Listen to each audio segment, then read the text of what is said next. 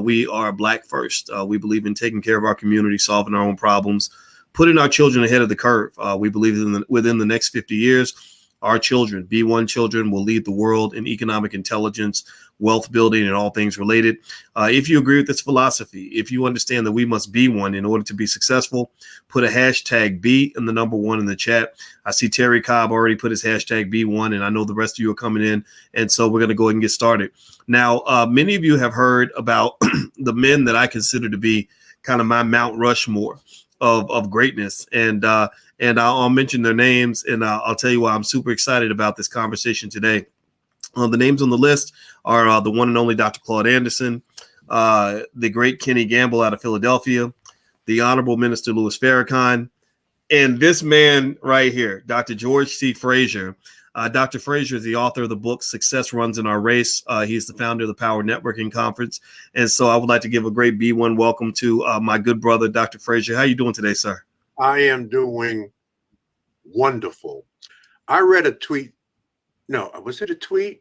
No, it was a post that you put up yesterday in my Facebook feed. We follow each other on Facebook, and I just landed on the floor when I read it because it was so simple and so powerful. I'm paraphrasing a bit, but it essentially said that Black ignorance is a billion-dollar industry. And I could not agree with you more. Oh my God, that was so deep and so profound. And profundity is taking something complicated and simplifying it. And yeah, there it is. There you go. Black ignorance is a billion-dollar industry.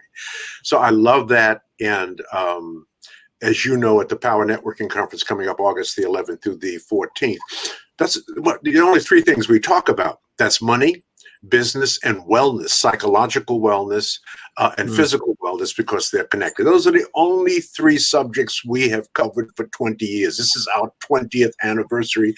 You participated. You'll be participating in this one coming up. You participated last year and a couple of years before. So, man, I love you. I love what you're about.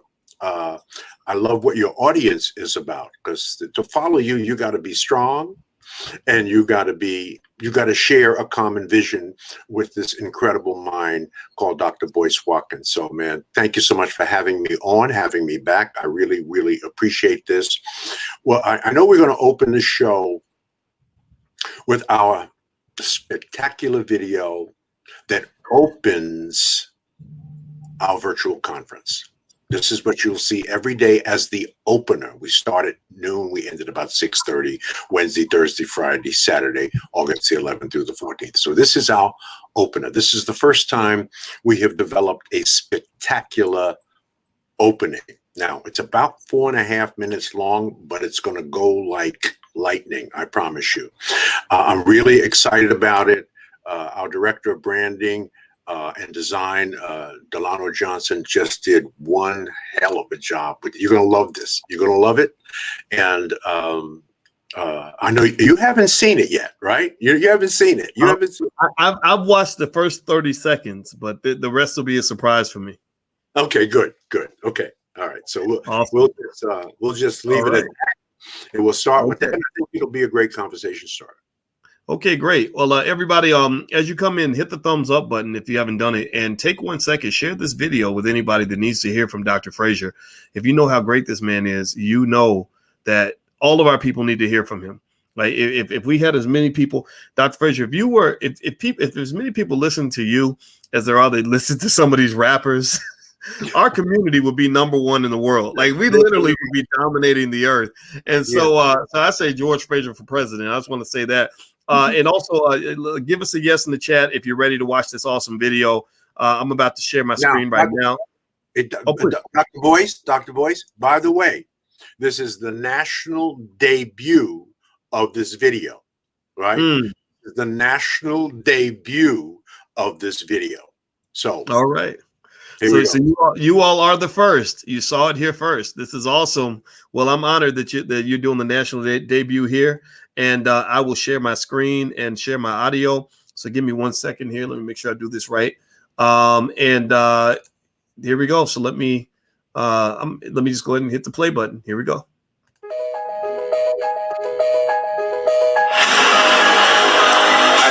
chart.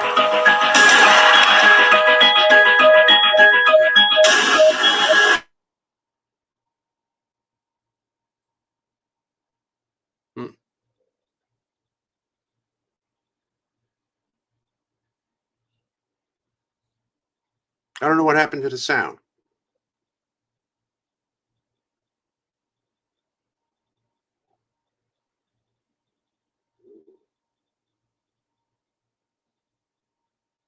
Dr. Boyce, can you hear me? Is it everybody? Oh, Dr. Fraser, did the audio go out? Yes, the it audio did. Went out? It went out. I'm so sorry, everybody. Let me try it again. Let me try. Give me a yes in the chat if you can hear it. I'm truly sorry. I muted myself, and I might have muted the video too. So I'm not going to mute myself this time. I am so sorry, everybody. Chalk it up to my technological ignorance. My apologies. Let me try that one more time, and I'm going to do this right this time. My apologies. All right. So let me back up. I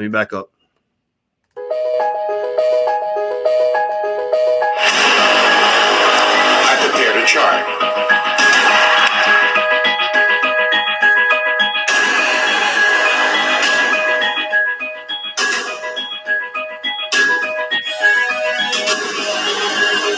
This chart to me represents beautiful, educated, money black people all over America. And what you will notice about these beautiful black people all over America is that everybody is doing their own thing. Caught up in a Eurocentric value of rugged individualism. Having forgotten that it takes a village to raise a child. There is no power here, brothers and sisters. There is no power here. There is no power with us being disconnected. See, there's nothing wrong with dispersion. I live in Cleveland, you live in Atlanta. We have folk in the Caribbean, we have folk in Africa. That's dispersion. That's okay, but we do not have to be disconnected. We are a disconnected people. We are powerless in disconnection.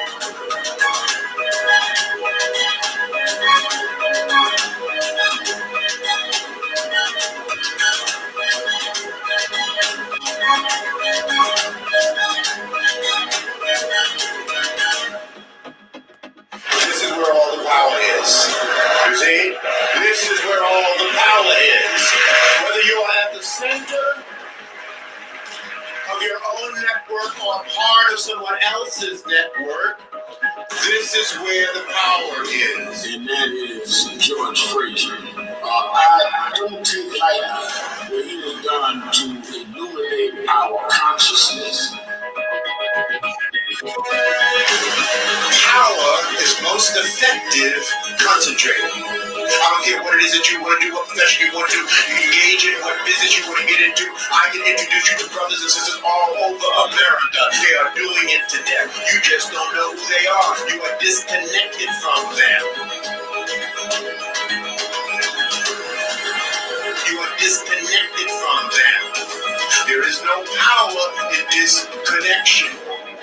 There is no conference that covers those three topics comprehensively and gives people the biggest bang for their buck. When we connect, we prevent interlopers from coming into our communities and taking and destroying at will. Try to open up the Booker T. Washington delicatessen in Chinatown and see what happens. So we must connect.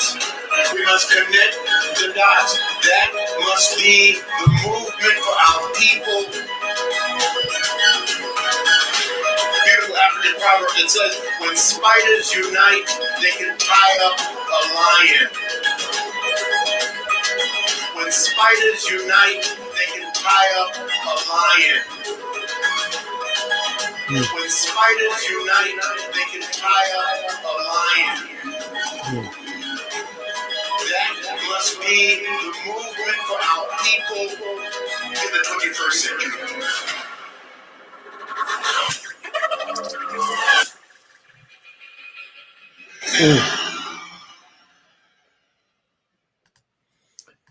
Wow, wow. I love that video. Everybody, let this brother know how much you appreciate what you just saw on that screen. I was inspired by it. I really love that part about the tiger and the lion, or some of the spiders and the lion. Yeah, And, right. and I was thinking, I said, I wonder if I want to be a spider or a lion. I said, well, I wonder if spiders uniting can tie up a lion, what happens when lions unite? Because some of y'all here are lions. So There you go. I'll tell you what, that was a beautiful video. So tell us about that. What was the logic behind that? And by the way, sorry about that technical difficulty issue. My apologies, but I loved it. I thoroughly enjoyed it. So give us some thoughts behind the message in that video, Dr. Fraser.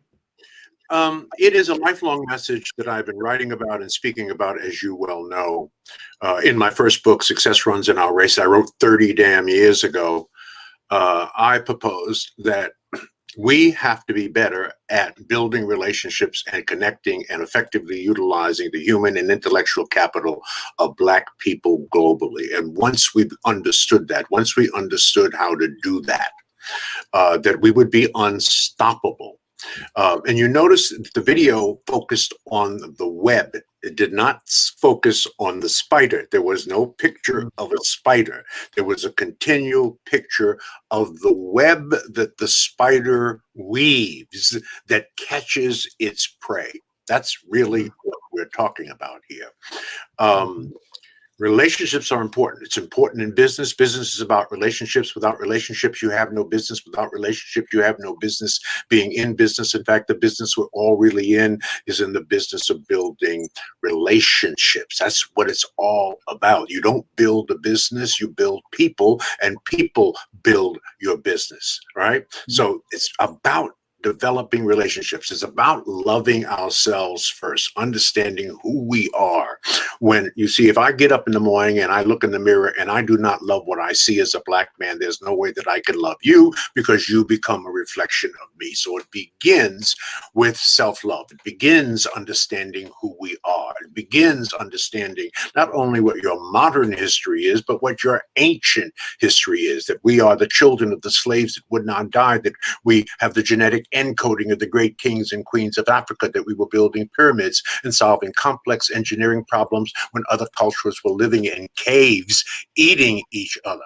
So if everything happens for a reason and serves us in some special way, and you will never understand the reason looking forward, and you will only understand it looking backwards, maybe we were not brought here. Maybe we were sent here. Do you believe that God would put his weakest people here to do his toughest job? How could an America who could morally, spiritually, and biblically justify the kidnapping, raping, and pillaging of another two people, natives already in America and Africans brought to America, have any moral or spiritual grounding? And perhaps had God not sent African people here, America might have self-destructed by now. We are an awesome and powerful people in our connectivity, right? But in our individuality, we can be divided and conquer, which is in fact what has been heaped on us. And we have gone through the greatest psychological holocaust, not only about what our real history is and who we really are, God's first people, but what our potential and our capabilities are. So it is about uniting. I tell people all the time, you've heard me say this 1,000 times, Dr. Watkins, you're the average of the 5 people that you hang out with. Introduce me to your 5 closest friends, and that will tell me who you are. So the fastest way to change yourself is to hang out with people who are already where you want to be. What am I really saying? Don't spend major time with minor people. People going nowhere want you to go nowhere with them. People doing nothing want you to do nothing with them. If you want to change your life, change your relationships, okay? If you are not where you want to be, it's because you do not have the right people in your life to get there. So it's about, and that's what we teach at the Power Networking Conference. So we teach the power and importance of connectivity, of building strategic alliances, joint ventures, and partnerships as we aspire to grow our businesses. You can't do it alone. We teach us about wealth. As I said, that's the only talk about 3 things over 4 days at the Power Networking Conference, building our businesses and scaling those businesses. So let me say the next thing and still be loved. If you don't have a business, if you don't have a system, you don't have a business, right? I don't know what the hell you have, but you have to have a system. And so we teach our people how to build systems. Even if you are a sole proprietor, you need a system to replicate, duplicate, and scale your business. But again, this knowledge is embedded, and it is someplace within some brother or sister. Most people just don't know who they are, or they will just simply not do the work that is necessary to do. Dr. Boyce, you work very, very, very hard. I work very, very, very hard.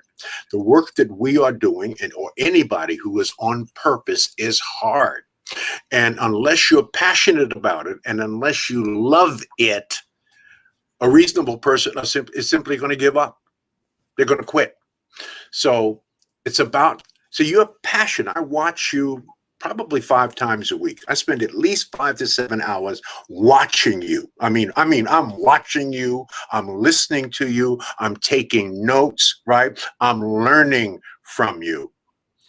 And this is critically important. This takes time and this is hard, but what comes out when I listen to you, I'm always inspired because you're so damn passionate about what you speak about. You say it with conviction. You say it with deep knowledge. You're well read. You're well educated, and you are about giving back to the community. You are a huge node in the webs of networks that we need to build, right? You are a network within yourself. You are a community within yourself, but it is linked to and attached to my community, as it is.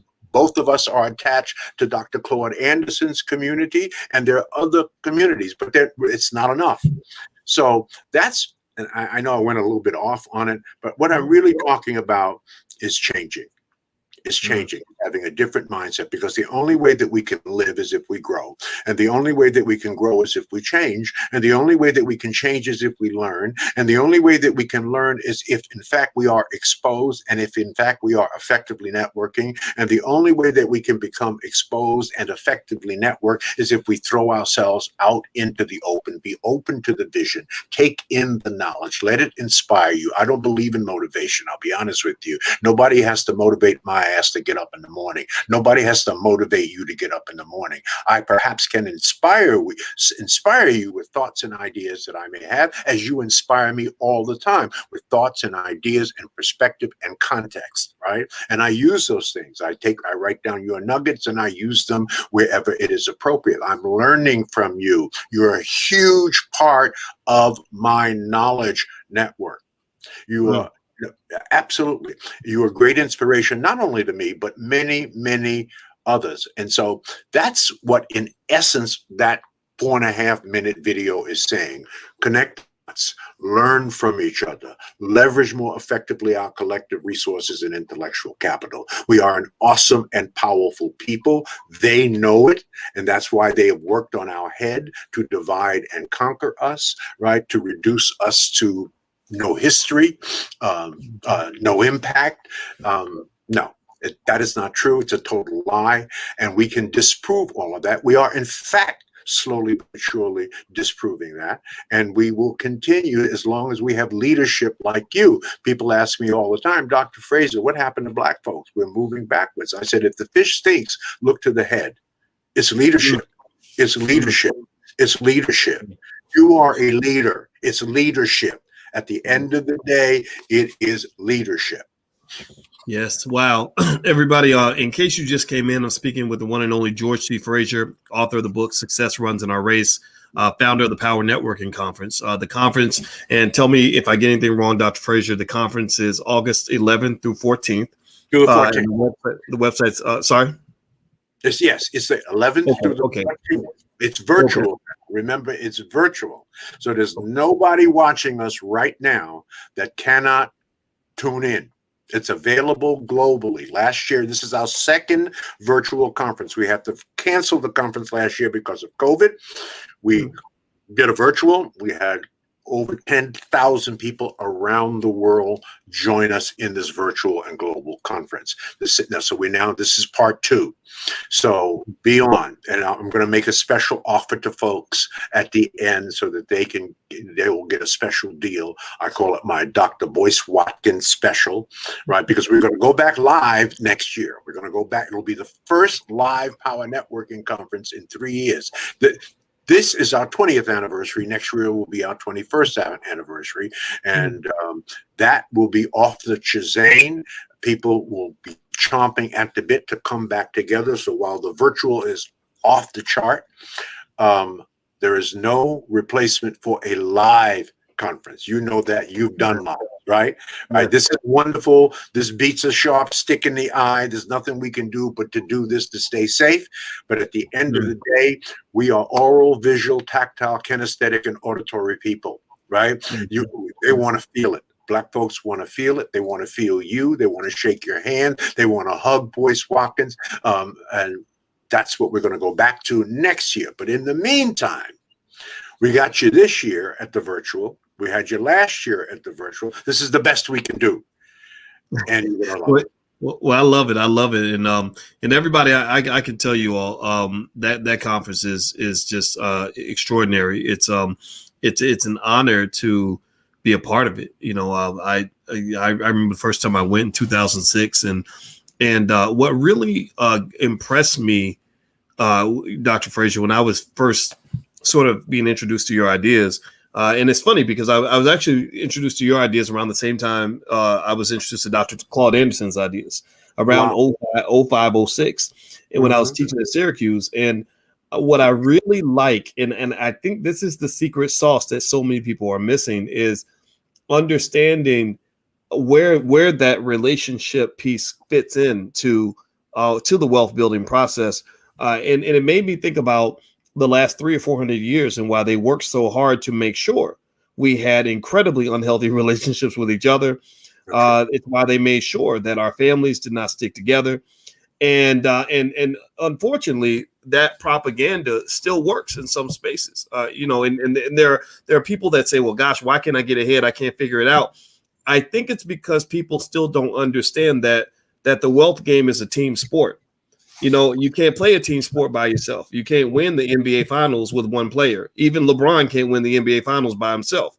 And so you and I were talking actually about our wives. Now, you know, I haven't been married that long, but I've known my wife for a long time. We've been great friends for a very long time.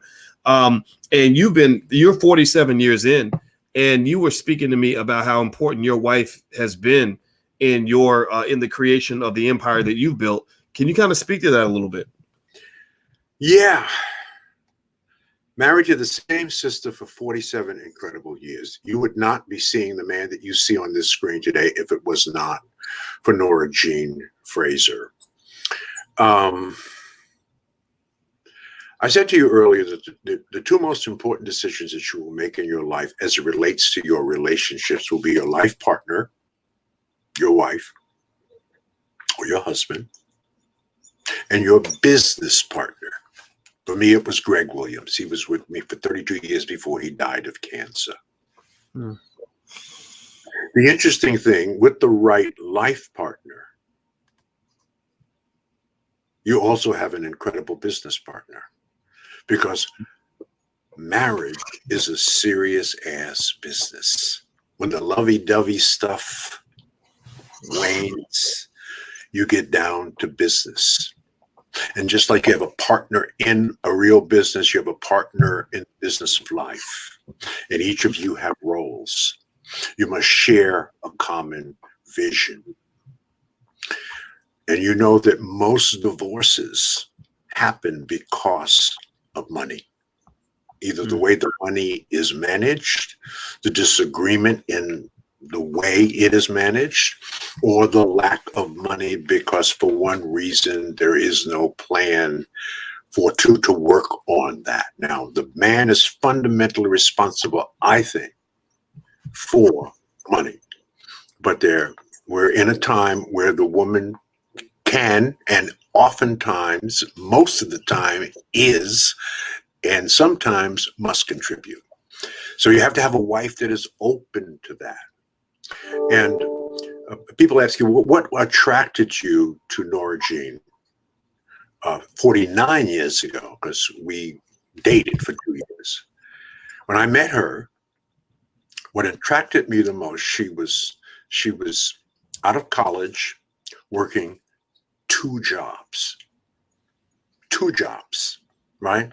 Because she wanted more, and she knew in order to have more, she needed to do more.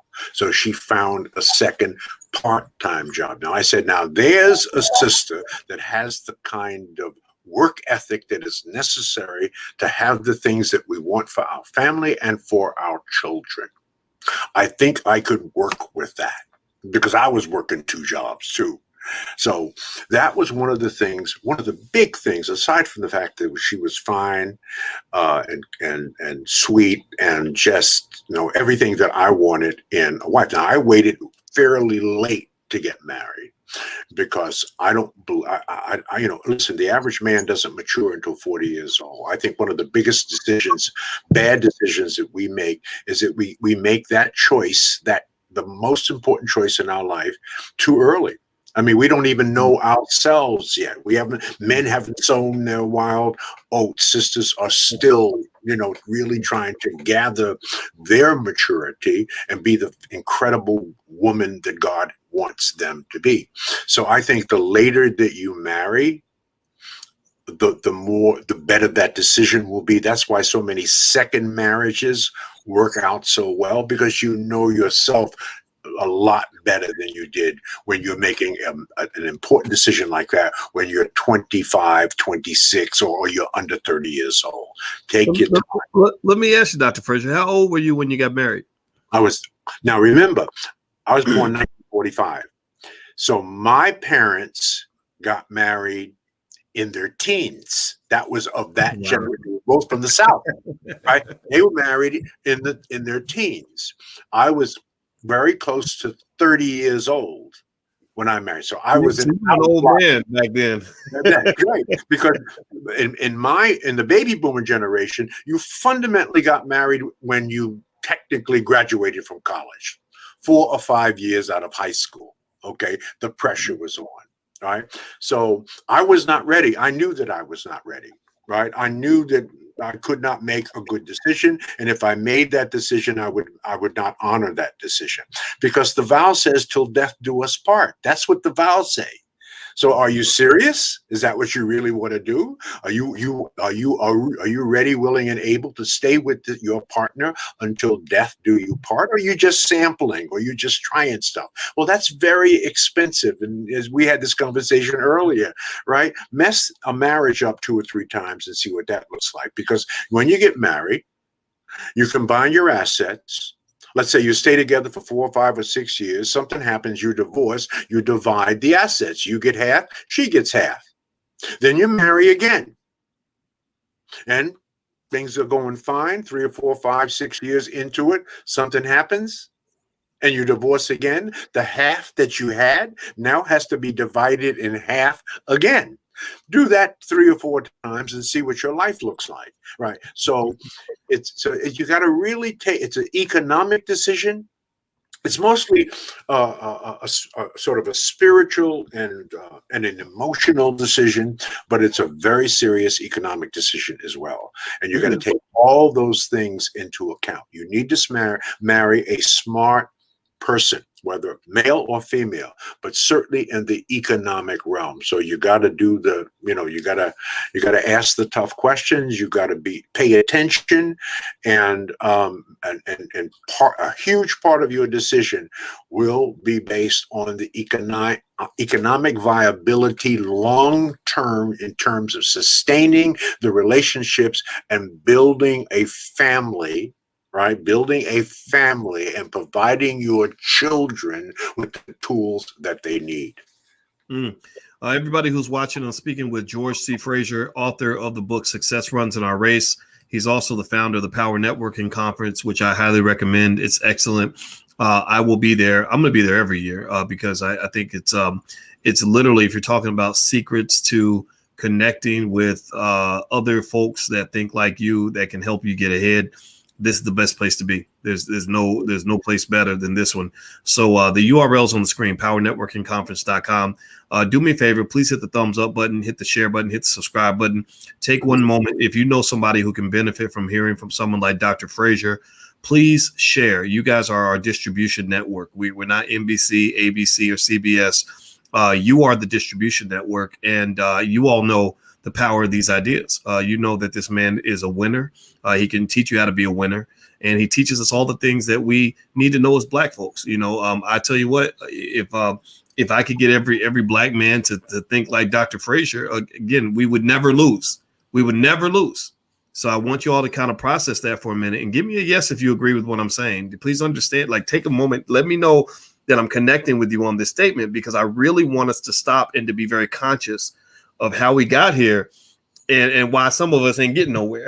It's because we're listening to the wrong people, the wrong leadership. So Dr. Fraser, I want to dig deeper and ask you, when you're talking about, just sort of the things that you understood when you were young. I like what you were talking about in terms of the realities of relationships and consistency of those relationships. I found that in my life, when I got to the point where I was really taking off and doing well. I mean, don't get me wrong, I've always been a hard worker, and I've had times where I could feel success might be coming around the corner. But as you know, when you're young, you're figuring it out. You're confused, you're frustrated, you feel like the world will never find out that you're any good at anything. And then things start to click, and then they start clicking more and more, and you start getting into your groove. And that, at least that was my journey. And what I found in that process was two things. One thing that you mentioned I thought was 100% true was with that marriage piece. I started really thinking deeply about how relationships affect your wealth. And so even what you said about, one divorce cutting your wealth in half, another divorce cutting that half in half, another divorce cutting that half in half, then you're down to a 16th or an eighth of what you had. I thought about that, right? And I thought that the response a lot of people would have is to say, well, that's why I'll never get married, right? And which is fine. That I don't have an issue with people's choices. But here's the thing I noticed too. If let's say you don't get married, well, if you're still not responsible with who you keep company with in terms of women or men, then when you think about it, you look at a guy, he's got one baby's mama, that's going to be one piece of his paycheck. Another baby's mama, that's another piece of your paycheck. Another baby mama, that's another piece of your paycheck. So either way, when you're not sort of looking for something that's the things that are sturdy and consistent in your life, it makes it hard to build because you're being diluted. You're being chopped into little pieces economically to the point where you become this tiny little crumb, and it's difficult for you to move forward. And so I'd like to get your thoughts on some of that, because I have found that sturdy people, not just in terms of the woman that I chose, but just friendships and people you can really build with, was literally the number one thing that made all the difference in everything I was able to do. I can look at that guy and say, okay, he's going to get the job done. She's going to handle her business, and then you start finding that you have to kind of filter some folks out, because some folks, not everybody's built that way. What are your thoughts on what I just said? I love it. It's the answer, Dr. Watkins. You say it eloquently and quietly, but it really is the answer. That you're going to have to work on 3 kinds of networks throughout your entire life. There are 8 passages in life.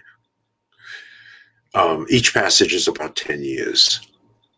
Let me say that differently. If you're a different person at 10 than you were at 1, you're a different person at 20 than you were at 10. You're a different person at 30 than 20, 40 than 30, 50 than 40, 60 than 50. You're constantly changing and you're constantly evolving. So you're going to have to work on 3 kinds of networks. These are the people that are around you. First is your personal network. These are the people that cheer you on, lift you up, hug you. These are the people that have your back. Let's call that your network at home. If things are not right at home, they're not going to be right anyplace else. So you got to get home right first. And when I say home, I mean family, extended family, mom and them, cousins, extended family, etc. Work on that network and work on it throughout every phase of your life, every passage of your life, because that's constantly changing too. The second is the key, and that's your operational network. These are the people that help you to get specific tasks done in life. Whether it is the place that you work, whether it's the development of your own business, whether it's you are serving as a deacon or deaconess at a church. This is your operational network. These people platoon in and out of your life. Not everybody stays in your life throughout your entire life. It's the old saying, people come into your life for a season, a reason, or a lifetime, right? There are only two people that was in my life from zero to I'm 76 years old now. One is my sister, Emma Fraser Pendleton. So your operational network, you're helping people get things done. They're helping you get things done, and they're platooning in and out of your life. The final network, this is the critical one, is what I call your strategic network. These are the people that are smarter than you. These are the people that are where you want to be. These are the people that will drag you into the 21st century kicking and crying. These are the people that ultimately can be your mentors and your coaches, right? So it is the combination, it is the universe of those three networks that you properly manage, you properly cultivate, you properly weed out. Dr. Watkins said that, yes, you're going to have to remove toxic people and bloodsuckers from your life. There's no question about it, and they will be attracted to you. Now, this is very easy to say, very difficult to do, because most of these people are your family, right? So there are people in your family that you're going to have to come to grips with, and you're simply going to have to bless them and release them. Let me give you a very quick, simple story, personal story. Had I not blessed and released my family, we would not be having this conversation. Why? I was in orphanages and foster care for 15 years.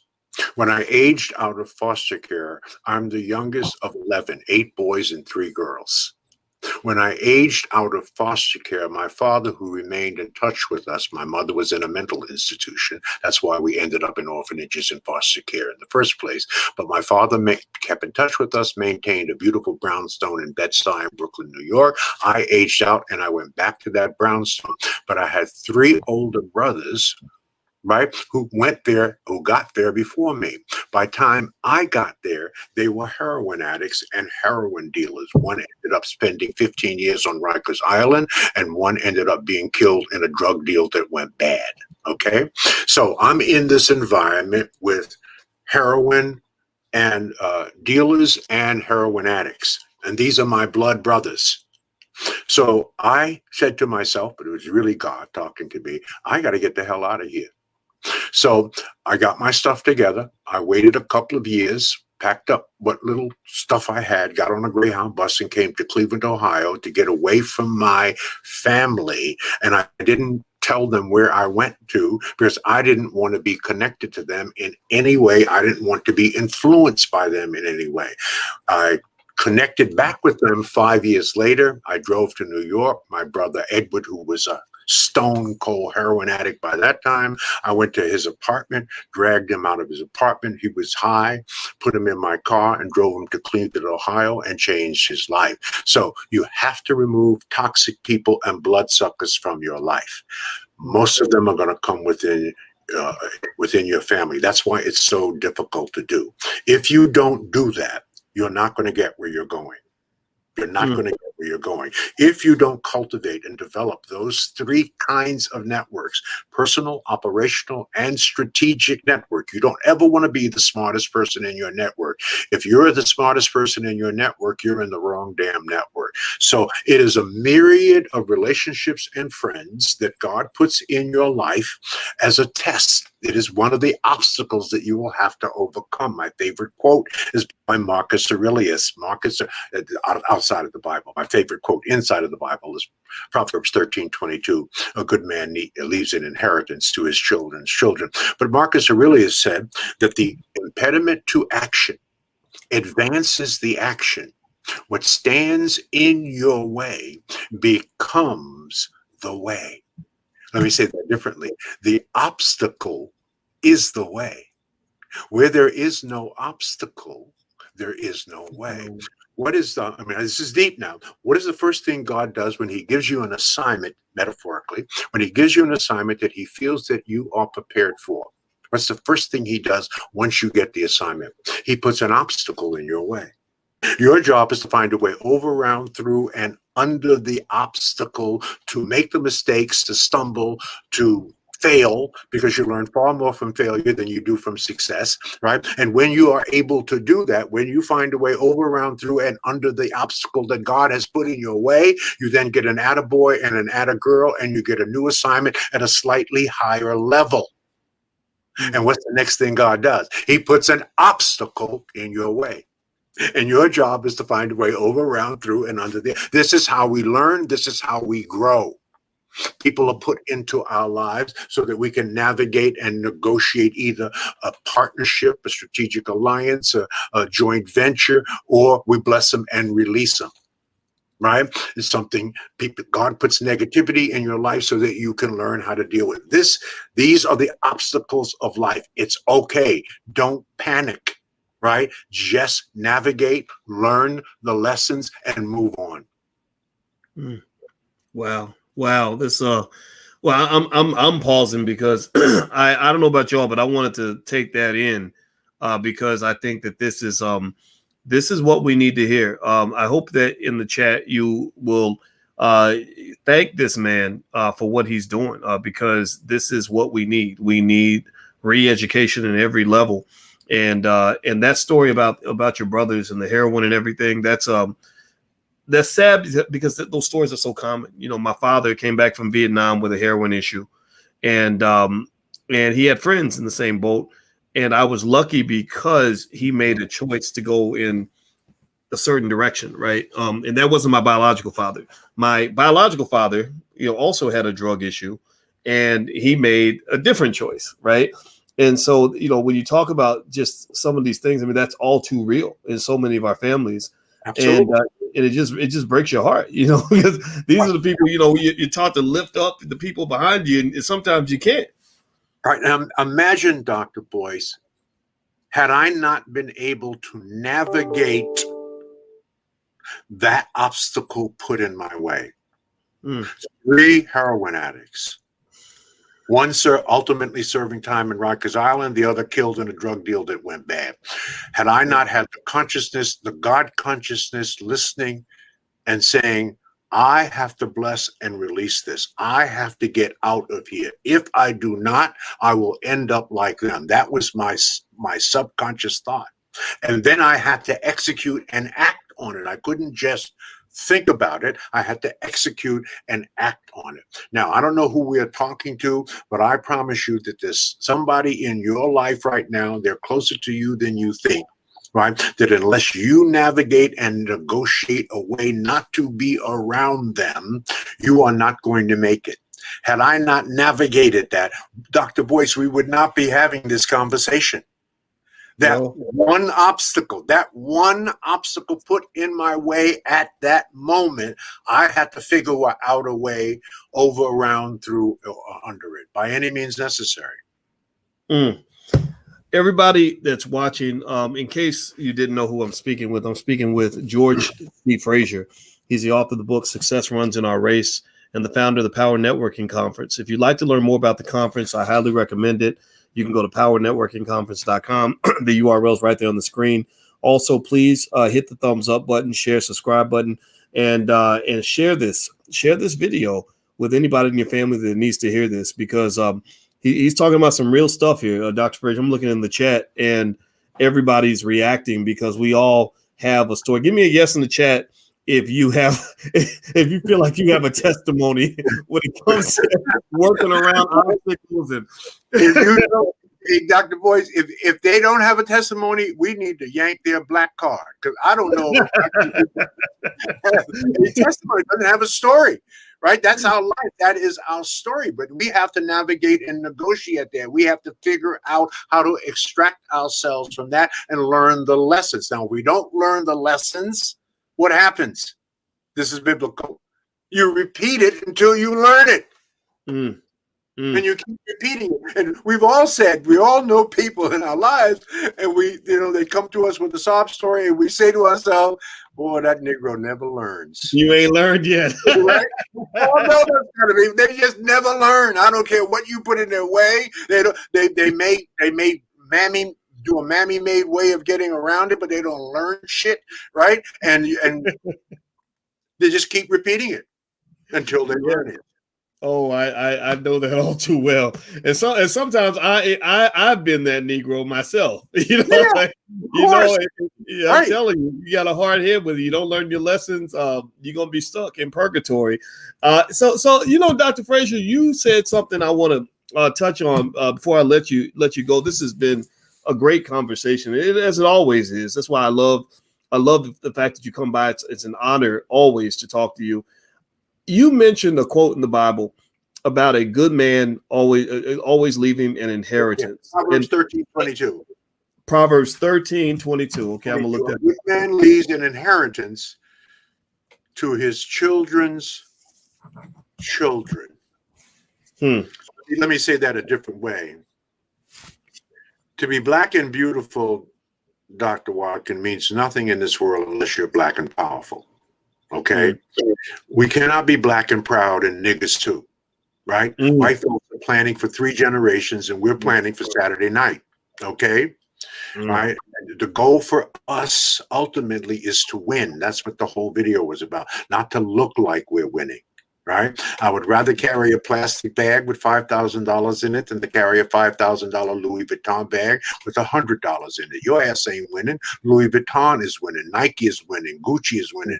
You ain't winning. You see, the rich stay rich by pretending to be poor, and the poor stay poor by pretending to be rich. So unless we fix this, right? This is what you talk about. This is your whole thing, right? And you are a financial wizard. I mean, I just love the way you deal with the whole money issue. You and Dr. Claude Anderson together, boy, that's a double fist pump. I mean, it's just awesome. So keep saying it. My thing is networking, but you can't talk about networking and relationship building and building a web and connecting the dots without talking about money. Right? Let me say that differently. When we finish pontificating ad nauseum about our issues, somebody's got to write a freaking check. A check has to be written. Money has to exchange hands. So you can't talk about all this stuff and not include financial education, financial literacy, and helping us to understand how to better manage our money before we get reparations. Okay, so I'm hoping we don't get reparations if we get it for another 5 or 10 years, so that we will have enough time to educate our people on what to do with that money. Because if we don't do that, guess where those trillions of dollars are going to end up? Right back in white folks' hands. That's where it's going to end up. Right? Because we are the most financially illiterate people in America. We're at the bottom of every single freaking economic statistic that matters in this country. So we need your leadership. We need your guidance. We need your knowledge. And by the way, Dr. Boyce, we need you to keep saying what you're saying for the rest of your freaking life. Right? Yes, sir. For the rest of your life. Never get tired of repeating what you're saying, because the key to learning is simplicity and repetition.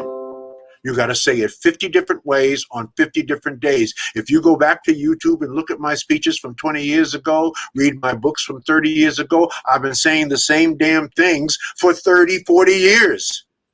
That's the anointment God has given me. That's the anointment God has given you. So I love you for that. And this is why I would, anytime I'm invited, I'm here, because we are of like mind, no question about that. So, and you got one rail covered.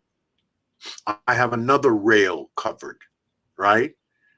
So we're going to move this thing down the track. We've got both rails covered, and eventually those rails are going to meet. No question about it. It's not possible for you to be doing and saying what you're saying, and me to be doing and saying what I'm saying, and for us ultimately not to meet.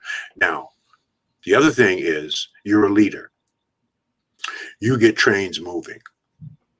You get trains moving. Black people don't, in general, don't get trains moving. We get on moving trains. That's what we get on, right? If the train is righteous and good, we will get on that train. That's why you have so many darn followers. That's a wonderful thing. You are a moving train. What I'm doing is a moving train. That's why I have hundreds of thousands following me. They're on that train. I moved the train. I created the inertia. You created the inertia. There are others out there. We're not the only ones. But I'll close with two things if you'll be so kind to give me the time. Sure. One thing will take 3 minutes, and the final thing will take 3 minutes. I may have talked to you about, after 40 years of serving Black people, 6 best-selling books, 10 million frequent flyer miles, over 3,000 speeches that I've given in every place that Black people have been dispersed, I've come up with what I call my 85-10-4-1 rule. My 85-10-4-1 rule about our people. This is my observation of, again, 40 years of service to our people. What does that mean? 85-10-4-1 rule. 85% of our people are sleepwalking through life. 10% are pimping the sleepwalkers. 4% have pulled themselves out of that dark, sunken place, and they are ready to see the light. 1% are the light, and they're ready to help the 4% get woke. So let's do the math on that. 46 million Black people, 4% are ready for what we're talking about. 1.8, 1.9 million. 1% are the light. 1% of 446 million is almost 500,000. So there are 2.2 to 2.3 million Black people in this country that are ready for what we're talking about. That's who you're focused on. Those people follow you, and those people follow me. Now, don't think that's a small number. That's a huge freaking number. You got 2.2, 2.4 million Black people thinking and doing and acting and executing on the things that we're teaching them. We can change our world. That's who I'm focused on. I'm not focused on everybody. I'm focused on those who are in their right mind and have their right consciousness. Now, they present themselves. You don't really have to dig for them. If you're saying the right things, if you're doing the right things, you're acting in the right way, you're modeling the behavior that you expect from your followers and your people, they will follow you. That's why I love you. You are a messenger and a leader and a train mover, right? And keep pushing that train. Keep saying what you're saying. Keep doing what you're doing to your grave. That's what God wants you to do. That is your anointment. That's why you do it so well. That's why you're totally engaged in it. That's why you're constantly reading and learning it and bringing that information back to our people. You're the assigned reader, because you know, as the old saying goes, if you want to hide something from a Black man, put it in a book. Well, we need Black people who will read for us, then interpret what's in there, and then lay out the path. You are one of those people. Dr. Claude Anderson has been for years, right? I'm one of those people. What's behind me is my library in my office. There's 1,500 books in my library, 15,000 books at home, right? The average American only reads one book a year. If we read one book a month, in 5 years, we will have read 60 books, and the average American will have only read 5. So stay on the course. Keep following Dr. Boyce. Now, let me make you an offer I hope that you can't refuse. This offer is not only for the virtual conference coming up August the 11th through the 14th, 4 full days. Dr. Watkins is part of our faculty, so you'll see him. He conducts an incredible, what we call a power panel.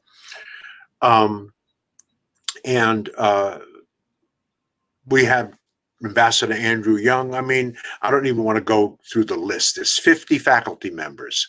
Go on powernetworkingconference.com, www.powernetworkingconference. Every leader, every brother or sister that is about something, right, has spoken at the Power Networking Conference over the last 20 years. And you'll see many of them who will be back with us this year. So look and see who the faculty is. So So this offer is for the virtual, which is $297, and for the live conference that we will be doing in Houston, August the 3rd through the 6th. Nothing beats live. This is good. This is the best that we can do. The virtual is off the chain, but nothing replaces being with each other. So it's for the live next year, August the 3rd through the 6th, and the virtual. So it's a package. If you go on Power Networking Conference, you'll see that to get the live tickets, which are basically almost sold out a year in advance because Black people can't wait to get back together, you'll see that one adult registration to the live conference next year is $1,500, and a student registration, and we encourage you to bring students, is $800. That's $2,300 for the live for you and a young person 17 to 25. The virtual is $300 this year. That's a $2,600 package. That's what that package is. I'm going to take $2,000 off that package, give you both the live and the virtual for you and a young person for $599. $599. You cannot go to this website and get that offer. You have to get that offer through me. You have to email me. Only I can authorize that offer. Okay? There you go. There you go. Only I can authorize that offer. Now, you can go to the faculty part where it says, I can't see it. Presenters. Yeah, that's the homepage. That's the homepage. But if you go to the VIP, there we go. And you scroll up and down, those are your faces in there. Everybody is in there that's at the conference. You'll see. So you'll see Yana Van Zandt, Philip Bailey, Janice Bryan Howroyd, Michael Baisden, Freddie Haynes, Jamal Bryant, Dr. Nate Irvin. It just goes on and on. Right? There's a guy over there with the bald head and glasses to the right. You might know that guy. Like Bill Harper, right? AJ Jamal, Lance London. I mean, it just goes on and on. And then we have incredible sponsors, and we have keynote speakers. Dr. Anthony Browder, you know him. So it just goes on and on. So it's $599. You must email me at gfraser@frasernet.com. That's gfraser@frasernet.com. That's gfraser, Fraser, at frasernet.com. Email me. In the subject line, put I'm in.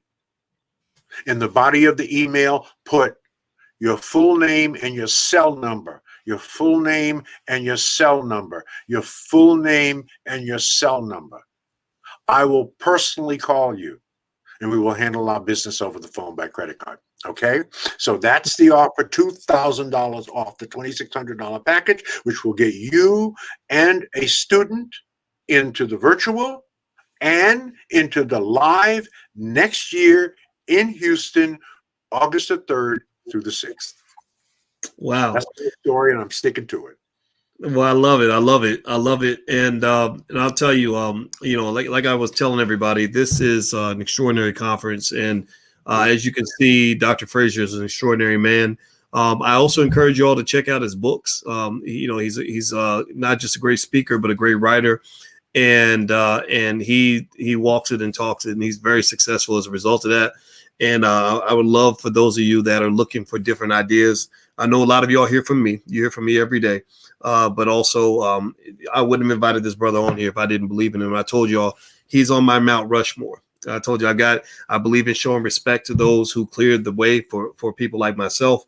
And I mentioned before Dr. Fraser, Dr. Claude Anderson, Kenny Gamble, the Honorable Minister Louis Farrakhan, and the thread that these men have in common. And to tell you all the truth, these guys have all known each other for years. I have no idea, you know, who's friends and who's not. I don't. But I'm friends with all of them. I'm friends with all of them. Absolutely. Yeah, well, that doesn't surprise me because you're so good with relationships. You know, you seek common ground. I've watched you. I've seen you in situations where you had an opportunity to disagree with a person, maybe even an opportunity to disagree with me, but you sought the common ground. And that's something that I actually learned, you know, from observing you. And people don't know this, but I actually have a leadership coach that talks to me about things like that. Hey boys, don't always come out with your fist up. Come out with your hand out. And to shake a hand. Give a hug. And I'll tell you the thing that the four of you have in common is that all of us, and I hope everybody's listening, you agree with me that we really have to honor our strong black men that are builders. All those four men that I mentioned, the thing they have in common is that they were able to build despite the so-called oppression that's designed to keep the black man in the cage. And they're all kings in their own right. They all have their empires, and also all of these individuals relate well with others, right? So that unity is really important for success. So I hope you all will take that lesson as well. I didn't mean to talk so much about it, but I'm inspired by this, and I hope you didn't mind me sharing that. So I just want to say thank you very much, Dr. Fraser. As always, brother, it was so great to have you here. I appreciate it, man. And so my final thought is I want to answer a very, very important question that I get asked all the time. Dr. Fraser, what is the meaning of life? There is no meaning to life. You have meaning, and you bring it to life. So it is crazy to ask the question when in fact you are the answer. You are the meaning of life. Wow, there you go. Did y'all catch that? You just got the meaning of life. And it made damn sense. That's what's great. I mean, it fits so well. It says that to me, what my interpretation of that statement was that you have the power to manifest. And part of that power means that I can decide, look, that my life has a meaning because I subscribe meaning to it. I choose what that meaning is going to be. And that almost that's a godlike power that's given to us by a higher power, right? Like the power of God is in you. And I love it. I think it's great. I'm going to carry that. That's right. That you give life meaning. Not life gives you meaning. You give it meaning. Wow. Okay. So everybody in here, first of all, do me a favor. Take one moment and give a thank you to this brother for all the wisdom that he dropped. You might have to watch this video twice because I want you to meditate on everything that he said. After you do that and hit the thumbs up button and all that stuff, so please support the channel. I want you to also go take a nap so that these ideas can sink into your subconscious mind. Go chill out. Just relax, with your woman, or if you smoke joints, like, go smoke a joint. I don't smoke, but it's okay if you do. Whatever it takes for you to relax, go do that now. And I want you to really process what he said, because one thing I can tell everybody here is that I believe success is it really is a spiritual process. It involves all your emotionality. It involves your subconscious mind. And that's what's going to make you special, make you great in this world. So take it in. Don't just move on. Like, really process this. And again, thank you so much, Dr. Fraser. It was awesome. And thank you all for hanging out with us. It was great. And the URL's on the screen. It's powernetworkingconference.com. I will see you all there. And at the physical event, I will give everybody in here a hug when you see me at the convention, because I'm going to be there in the front row. So God bless everybody. Please have a wonderful day. Thank you very much. Take care. Appreciate it. Love you, my brother. Take care. Same to you.